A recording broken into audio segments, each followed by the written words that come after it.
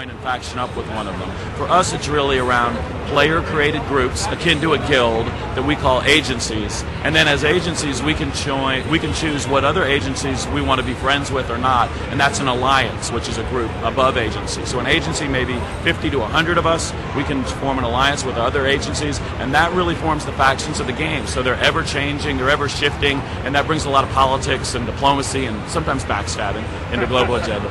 It's much like trying to get a bigger floor space at PAX. A lot of nudging, nudging and elbowing and backstabbing. My back, and maybe I'll scratch or stab yours, and yeah, exactly. Or very stab. similar. Scary. Anyway, something else from the chat room before we wrap up, Todd? Yeah, our viewers have a question about, you know, leveling, things like that. They want to know a little bit of information on that. It is an MMO, so you do gain levels. Basically, you can level up either through match-made PvP or PvE or a combination, however you want. So you play missions. The more you win, the more XP you'll earn. And as you earn XP, you gain levels. In Global Agenda, when you get new levels, you do unlock new devices. So you start by unlocking new device slots, where first you're starting with just range, then melee, then jetpack, then one offhand, then two offhands. So additional device slots, additional device types, additional skill points. Each class has 3 talent trees, and so you can further spec your character that way. And then even once you're max level, there's an ongoing technology development of implants. This is the future. You can put an implant in your neural cavity, one down in your foot. So those are basically persistent buffs from your character. That even brings in crafting in Global Agenda. So when I play PvE, I'll get loot drops, and as a character I can craft implants. I can put them on an auction house, so we have a player-driven market, or I can use them myself, and that lets me continue to progress my character even beyond leveling. Finally, on top of all that, we do have an achievement system, and so if I, accomplish a certain goal in PvP or PvE, I may unlock an achievement, and not only does that build up my achievement rank, but that gives me access to some prestige items, like maybe a really badass-looking helmet that folks will, try to get the same achievement I have. That's cool. awesome. Todd, Global Agenda sounds awesome, and just before I let you go, I got one more question. Is that the fake handshake? That was like a left hand switcheroonie. That was the come out. Like I want to be in our bubble of talking about Global Agenda. But you mentioned earlier that you're High Risk Studios is independent.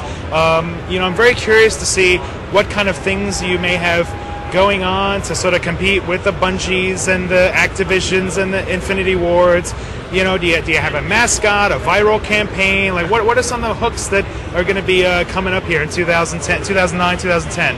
That's a great question. I mean, really, there's 2 things that we've got going for us.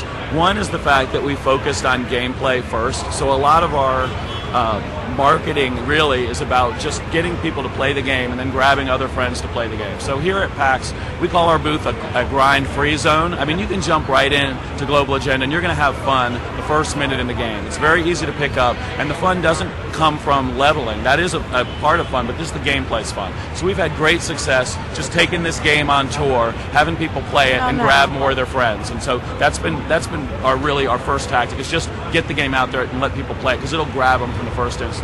Number 2, we do have this campaign we call No Elves, because Global Agenda is a bit different from the other MMOs. So we're not fantasy-based, we're sci-fi. We're not tab targeting and kind of click and wait.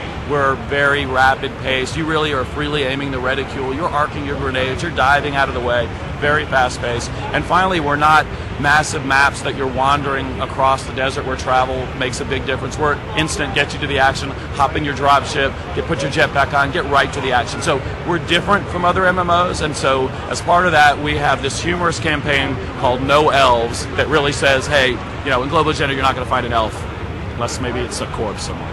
Todd, if I see any elf cosplayers at PAX, I'm sending them to your booth. Your way? Yeah. So can you tell our viewers at home where they can, go find Global Agenda, like plug some websites where they can go check it out? We'd love to. www.globalagendagame.com. You can check out the latest trailers. You can sign up for our newsletter. Almost weekly we send out updates. We are independent. We want to be really close to the community, so you'll get features like Meet the Dev Team. You'll get a little bit of new fiction. You'll get our latest appearances, or where you can see the game closer to you if you're not able to make it here to PAX today. So globalagendagame.com.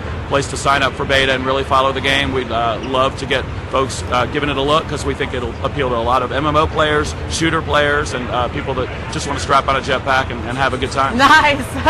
Very cool. Let me give you the official handshake. Right. Thanks a bunch, Todd. Okay, thanks. Very nice having you on. Thanks to UFragTV. Yeah, yes, thank you. Okay. Great. All right, you're free to go there. We're gonna wrap things up. Haley, we bashed out 3 guests. That was awesome. And I think we don't do a lot. We'd usually do on CoinUpTV Live on the stream.tv. I should mention is our normal station, our normal home.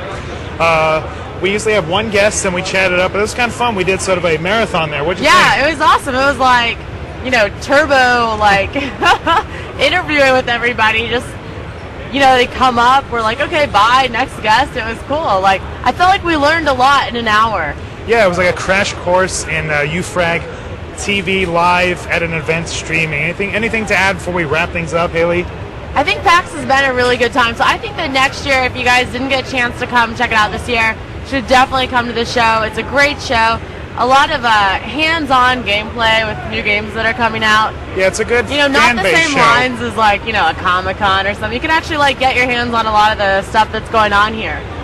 Yeah, definitely true. All right, let me do some plugs. We do CoinUpTV Live. It's on the stream.tv Thursday nights at 8 o'clock. 8 o'clock Pacific time. 8 o'clock Pacific time.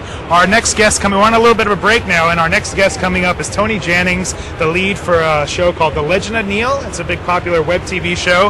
He's going to be on September 17th. And if you guys want to follow us on Twitter, I'm twitter.com/pennyman. Twitter.com/HaleyBright. And we also have an official Twitter for the CoinUpTV. It's twitter.com/CoinUpTV. No dash in between. We want to thank Tim, Shane, everybody involved in UFragTV for letting us come take over for a little bit. Take over yeah. their network. I don't want to give up the mic, but I don't have any more guests, to bring on. So check us out, CoinUpTV Live, normally on the stream.tv. Thanks again, UFragTV, and everybody in the chat room for their questions. We'll see you guys next time. Bye, guys.